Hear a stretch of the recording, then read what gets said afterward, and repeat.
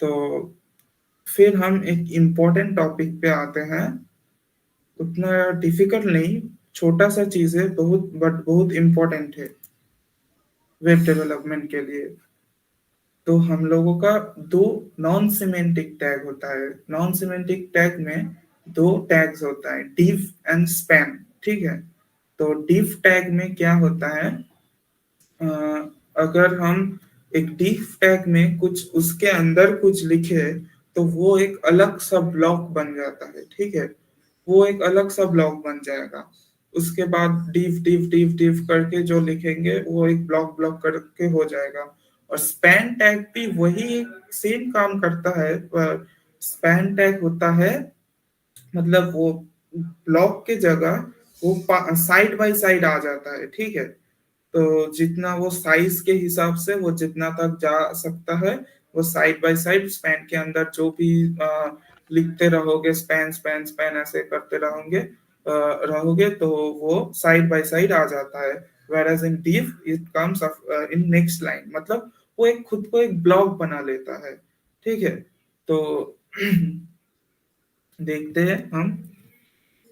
Span usually use होता है किसी भी एक स्पेसिफिक पार्ट को, अगर हम सीएसएस या कुछ सीएसएस के मदद से कुछ कलर वगैरह या कुछ भी कुछ फॉन्ट वगैरह चेंज करना चाहते हैं तो वो स्पैन के मदद से हम कर सकते हैं। और इन मेजॉरिटी केसेस हम लोग बाकी एक कोई ब्लॉक को करना होता है कुछ, तो हम लोग div यूज करते हैं। div is a very important thing. ज्यादातर डेवलपर्स div यूज करते हैं। तो हम लोग देख लेते हैं। स्पैन कुछ भी लिख देंगे।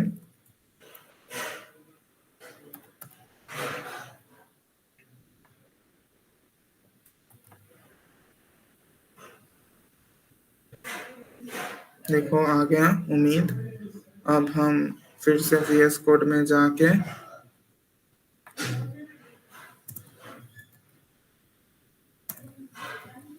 जो स्पैन क्लास है, तो वो उसमें मतलब जो स्पैन वाला टैग है, तो स्पैन में जो है वो पास पास में वो मतलब हो जाता है। ये उम्मीद उम्मीद उम्मीद करके देखो, स्पेसिंग खुद ब खुद अरेंज करके आ गया है एक लाइन में। तो डीफ में क्या हो रहा है कि हम एक एक ब्लॉक हो रहा है, उम्मीद एक ब्लॉक है, ये वाला उम्मीद दूसरा ब्लॉक है, ये वाला उम्मीद और एक दूसरा ब्लॉक है। तो एक स्पेस आ रहा है। तो हम लोग स्पैन ज्यादातर यूज करते हैं किसी स्पेसिफिक एलिमेंट को मॉडिफाई करने में सीएसएस के मदद से।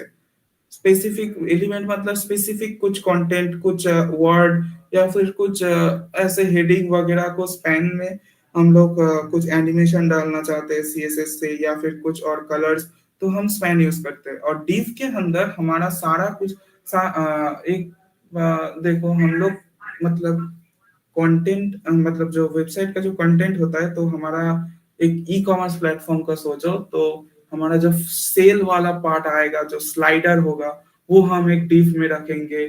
जो रेगुलर प्रोडक्ट्स का ट्रेंडिंग लिस्ट होगा, वो हम अलग div में रखेंगे। तो ऐसे div करके हम एक ब्लॉक ब्लॉक करके एक सेट कर सकते हैं। तो ऐसे होता है div और स्पैन के अंदर जो डिफरेंस। तो बस आज के लिए इतना ही।